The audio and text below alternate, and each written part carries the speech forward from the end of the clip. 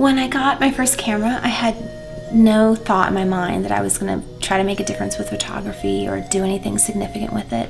All I wanted to do really was just take great pictures of my kids and document my family, and then I wanted to take pictures of things that meant something to me that maybe didn't mean anything to anybody else, like, the flower in the yard or how the cereal bowl looked when my son finished it in the morning. And so I took a lot of shots like that.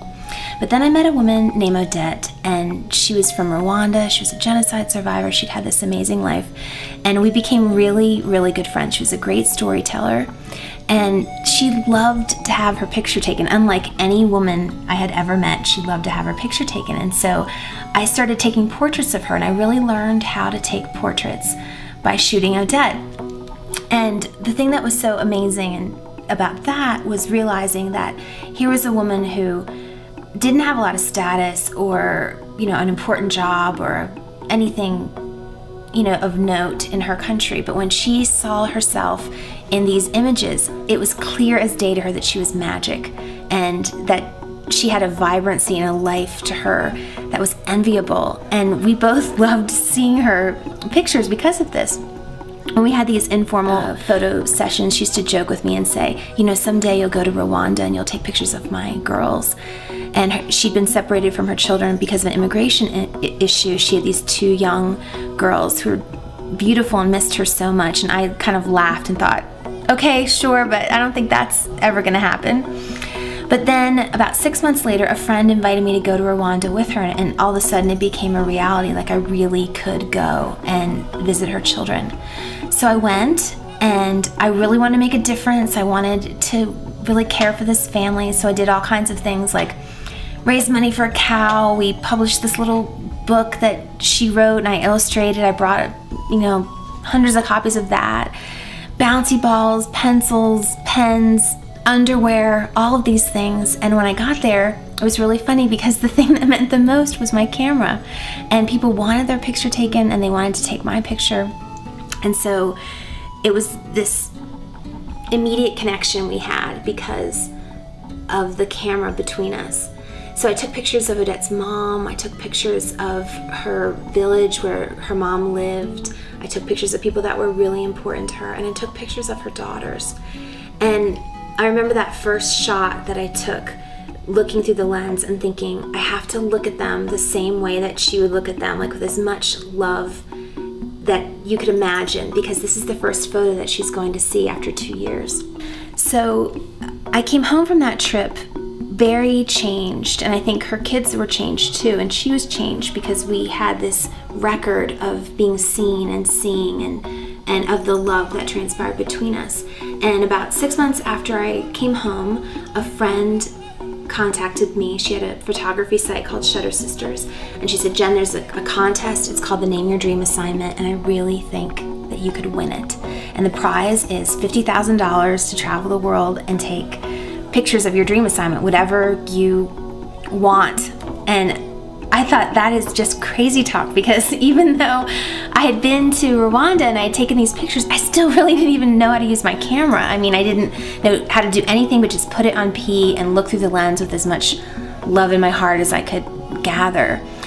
So I was very doubtful. I was not sure that this was a good idea at all, and I made the mistake of checking out the competition to see who the people were who would be competing with me. And it was a photo desk journalist from the New York Times, Pulitzer Prize-winning photographer. I was so out of my league. But then I remembered there was this one picture that someone had taken of me in Rwanda, one of those times where I had passed the camera across the table and said, okay, take my picture now.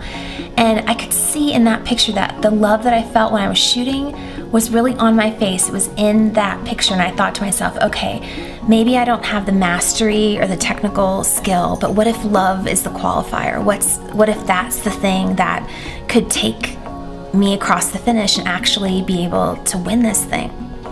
So I entered the contest, and out of 2,500 entrants, I won.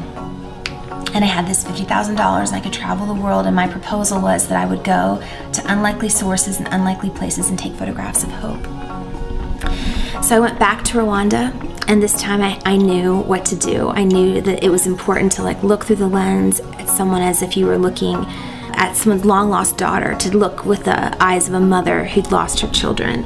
And I knew that it was important to take pictures of things that were important to people, like their harvest, their fields, their farms, things that really mattered to them. I knew that I needed to take photos of them when they were in their power and their strength, when they were seeing and feeling themselves as they really, really were, and not how other people thought they should be. It was an amazing experience, and from there I went to Tanzania. And in Tanzania I thought, okay, let me add one more thing to my repertoire, my toolkit. Let me look at people through the eyes of kindness and courage. Can I see the times when they're being really, really brave? Can I see the times when they're really letting their beauty, their gentleness come across? And I met a woman named Agnes who was incredibly poor. She had nothing. She was down to absolute zero, and she won this seed grant. It was very little money, but if she was successful with these seeds, if she took this risk, she would be able to plant this rice paddy and be able to feed her family and people who were really important to her. And she did it. And so when I met her, she wanted me to walk all the way out into the middle of her rice paddy with her and to take a photograph of her in the middle of all of this green, showing what she had done. And then I met a man named Rogers. I went on to Uganda, and Rogers was a driver in Uganda. Amazing man, a great father, and I'd never really met a man in any country who was as devoted to his children the way that this man was. And I took a picture of one of his daughters with his arm around her. He said, "Jen, I never knew she could be this beautiful."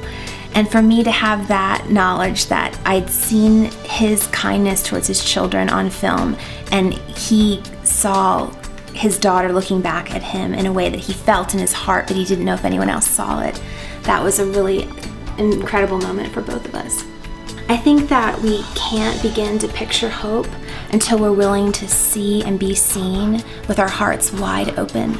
And when we do that, our photography begins to really make a difference. It becomes powerful, and it transforms the viewer, and also it transforms us. And I think this approach to photography is relevant whether you're shooting in your backyard or you're shooting around the world. Because as women, we see things that other people don't see. Someone else might see a mess, but we can find the beauty in it. Someone else might see the things that are undone, but we can see the power, we can see the kindness, we can see the goodness.